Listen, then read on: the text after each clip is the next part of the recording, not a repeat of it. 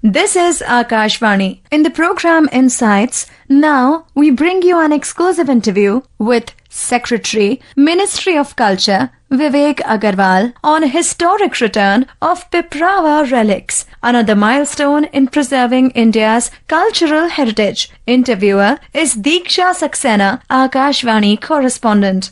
30th July is a day which has been etched in the history. The day marked the historic return of the sacred Piprava relics of Lord Buddha to their rightful home in India after 127 years. Prime Minister Narendra Modi welcomed the return of the relics. In a post on the social media platform X, Prime Minister said that the return illustrates the commitment of the government to preserve and protect the different aspects of our glorious culture. He also emphasized on Vikas Bhi, Virasat Bhi. To discuss more on the various initiatives of the Culture Ministry, we are joined by a very special guest today. We have with us Mr. Vivek Aggarwal, Secretary, Ministry of Culture. Mr. Aggarwal, welcome to Akashvani News. Namaskar. Thank you for having me on the Akashvani. Before we dive deep into the subject, I want you to share with us the significance of Piprava relics. The relics of Lord Buddha signify Lord Buddha's own presence, and these relics were found in 1898 in the new Siddharthnagar district of Uttar Pradesh, which is known as Kapilvastu, the sacred abode of Buddha. In 1898, when these relics were found, they were the bone fragments, they were the ashes of Lord Buddha, and also the offerings of the Sakya clan to which he belonged. And this is more than 2500 years old stupa. And these relics were taken away by Mr. Pepe, who was at that time the estate manager and who had done the digging to find these relics. And for 127 years, these relics remained outside India. And when the holder of these relics were going for auction in Hong Kong, we came to know about it. Government of India, then under the leadership of Honorable Prime Minister Shri Narendra Modi, took a very strong initiative, and this initiative has resulted in repatriation of these immensely priceless cultural and religious heritage of India, which we could bring it back. And this is not only a heritage of India, this is actually heritage for the entire Buddhist world across the globe, and it holds huge amount of significance, both religious as well as cultural, for the entire global community, especially the believers in Lord Buddha. You mentioned that these relics were about to go for auction and then the government intervened. So could you also throw light on how was the return made possible to India? So when we intervened, first we tried to go through the diplomatic channel and we approached the government of UK to intervene. But government of UK expressed its inability on legal grounds to intervene. Then we had no option but to take the things into our own hands. A legal notice was framed, and 2 days before the auction this legal notice was served. This legal notice had the highlight was the legal aspects, but also the highlight was the ethical and the moral aspect of auctioning such a priceless relic which has huge cultural and religious significance and which cannot be priced. So when this issue was raised, Sotheby's, just 2 hours before the auction was to start, agreed to stop the auction, and we started a negotiation with Sotheby's, the auction house, as well as the Pepe family, which were holders or custodians of these relics. And during these negotiations, it turned out that initially they were trying to legally put their claim, but then when the negotiations proceeded further, we had some positive response from the side of Sotheby's as well as the Pepe family, and we were insisting that these relics belong to India, and India is responsible for holding the idea and ideal of Lord Buddha. He has significance, religious and cultural significance for Indians as well as for the Buddhist community across the globe. So during these discussions, there was a lot of international awareness that got created, because once the auction got stopped, in the entire art world, this message spread. And a lot of people came to know about the stand taken by Government of India. And during these course of negotiations, a suggestion was made that if there is an Indian who steps forward and comes as an intermediary to get these relics back to India, would Government of India be willing to go for it. We agreed to take forward the negotiations. Then a tripartite negotiation took place, and I'm very happy to report that this is a very unique example of a public-private partnership where a philanthropist came up, a business house from India, which is Godrej, and Pirojsha Godrej offered to come and step in as part of the negotiating process and resolve the issue so that the relics come back to India. So we did an agreement. The agreement has very specific conditions. One, that the relics cannot move out of India without the consent of the government. Government has the prerogative to take these relics to various parts of the world because this is ultimately the legacy of Buddha, which has to go to reach the Buddhist world. The second condition is that Government of India reserves the right to call for these relics at any point of time for an exposition in India or abroad. The third is that they are inalienable. So once they come and they are part of this foundation cannot alienate it now. So they cannot be further transferred to anybody. And the fourth element of this agreement was the foundation will allow the Indian Museum, that's a public museum, to keep it for 5 years, a large part of the collection, and keep it in public display for common people in India to actually come and see the whole exhibition. And also this exposition will have that part which is already with the Indian Museum at Calcutta, which would combine the relics that we already had and the relics that were taken out of the country together in one exposition, which will be open for the common people as well as for visitors from abroad who can come and visit and pay their respect to the relics of Lord Buddha. And also the arrangement is such that it's a mutually beneficial arrangement where the rights of the Godrej group are protected, but the rights of Indian citizens to have full exposure and full viewing right of these relics is also protected. You mentioned that the Godrej group pitched in, and we saw that the return was made possible jointly by your ministry and the Godrej Industries Group. How important is the public-private partnership to reinvigorate the rich culture of India? We strongly believe in Ministry of Culture under the leadership of our Honorable Prime Minister and the Culture Minister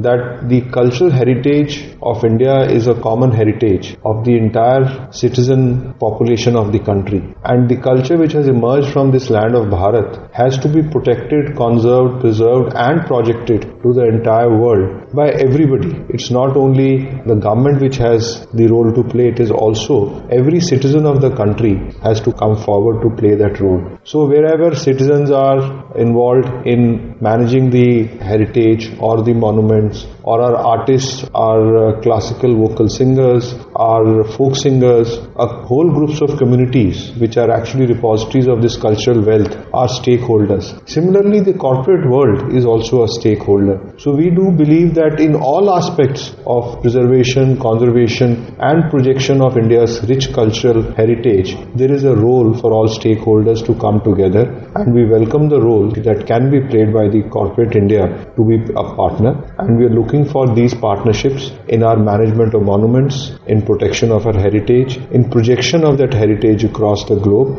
and also for restoration and repatriation of cultural heritage that has been taken away from the land of Bharat to come back. In all these aspects, corporate India can play a very important role, and this is a unique partnership, an example that we have set out in this particular instance where such an important and priceless heritage of the country could come back, and very swiftly. It was 7th of May when the auction was supposed to happen, and by 30th of July we could get the repatriation done. So this joining of forces can actually make a huge difference in the entire effort that Ministry of Culture is supposed to make, or it is mandated to make, for preservation and conservation of cultural heritage of the country.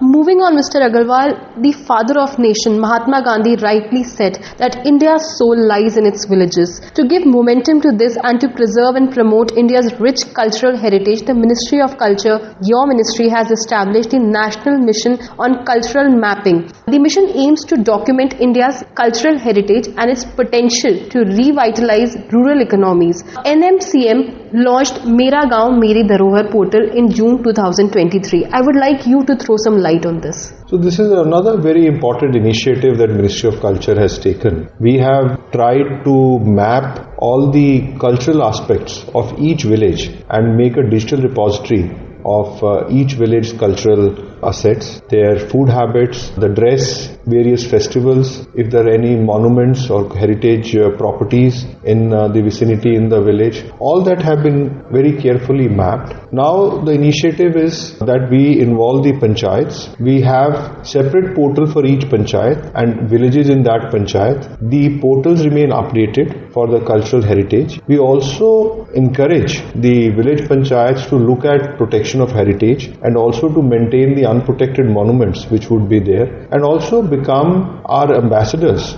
for not only projecting the cultural assets of that area but also protecting the cultural assets of that area. When we speak about India's culture, tribal culture is something which is very integral to Bharat's soul, to India's soul. And your ministry has initiated programs to keep tribal cultures alive. For the benefit of our listeners, could you tell us more about the initiatives that are being taken by the government to protect tribal culture? So Ministry of Culture has an institution called Anthropological Survey of India as part of the institutional framework, and we also have our zonal cultural centers spread across the country. So we look at various art forms, various life forms which are there in our tribal communities which need protection, which need projection. We also look at crafts which are prevalent in these areas, and we look at how we can improve the capacity of the rural artisans, especially living in these tribal areas, to get more designs, to get better market for the craft that they have. There is also an impetus on looking at various aspects which may impact the health and growth in those areas. So the Anthropological Survey of India does various studies which help us to write research papers and give these research papers to various institutions, especially the health institutions, to create mechanisms for improving the health and the environmental factors for these tribal communities. I would also like you to tell us a little more about the museum grant scheme. The aim is setting up of new museums. Could you tell us more about it? So the museum grant scheme is a scheme where we promote setting up of new museums. So we also promote upgradation of existing museums. As you have rightly pointed out, there can be various forms of institutions, including government institutions, which can seek this grant. We can give a grant ranging from 5 crores to 15 crores as per the size and the nature of the museum. We have sanctioned a large number of museum projects. We are also looking at now standardized operating process for a museum, and also the iconic museum structures which should be there in the new museums that are coming up. So this grant scheme we are now expanding to have more and more types of museums and to cover more and more institutional frameworks, so that we can create and curate interesting visitor experiences in different aspects of projecting our cultural heritage, our life experiences, art forms, crafts and other forms of display that can be promoted through these museums. Lastly, since we are progressing towards the end of this episode, I would like you to throw some light on what role is Digital India playing in saving and promoting the rich culture of India. So Digital India is one aspect which is now part of every aspect of our life and every aspect of the ministry's work. We are working on the manuscripts, where the digitization of manuscripts, the search engine, and also having the manuscripts knowledge being imparted and disseminated to common citizens and researchers is part of the initiative that is part of Digital India. We are looking at developing AI tools for translation, for looking at various scripts. We are looking at deciphering few scripts which are still to be deciphered, like the Indus Valley script, the Gilgiti script. We are also looking at improving our digital footprint and our connected portals, so that the entire information about the cultural wealth of the country is available on a click of a button to anybody sitting anywhere in the world. So there is a huge amount of work that the ministry is doing in tandem with the concept of Digital India,